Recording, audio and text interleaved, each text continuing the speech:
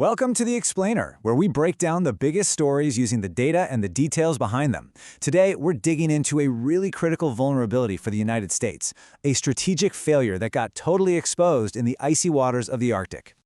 So, picture this. It all kicks off with something pretty shocking that happened just a few months ago. An unannounced fleet of Chinese ships just appears, suddenly, silently, right off the coast of Alaska.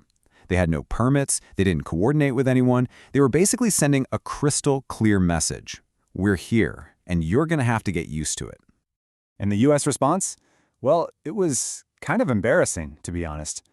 All they could do was scramble one single aging vessel to go and monitor the situation from a distance. And that raises a huge question. How on earth could the world's biggest superpower get caught so completely flat-footed right in its own backyard?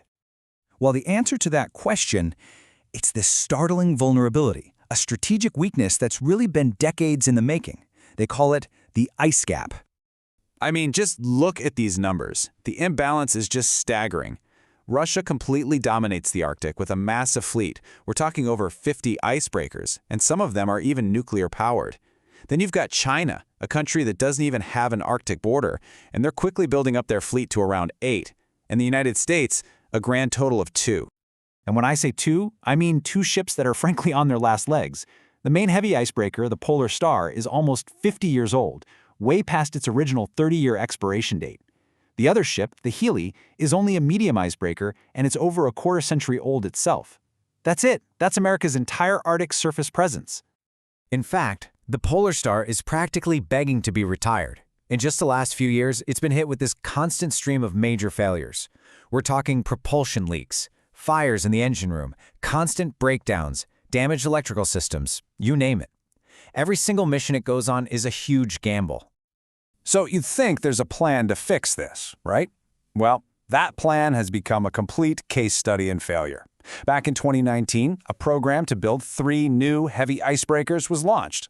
Today, it is in absolute shambles. The first ship was supposed to be delivered in 2024. Now we're looking at 2030, maybe later. The cost has nearly tripled, and get this, construction hasn't even started.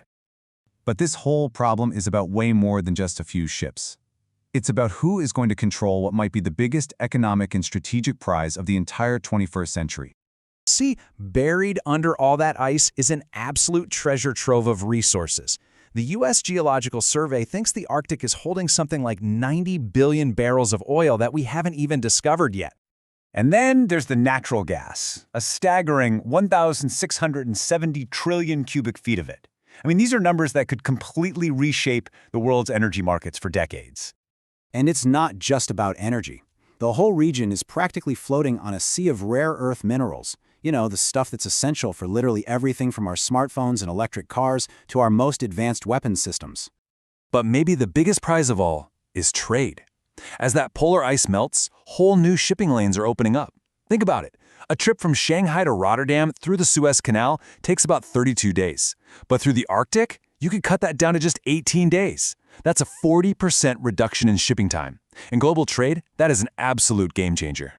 But here's the kicker. The United States is already getting frozen out of the game.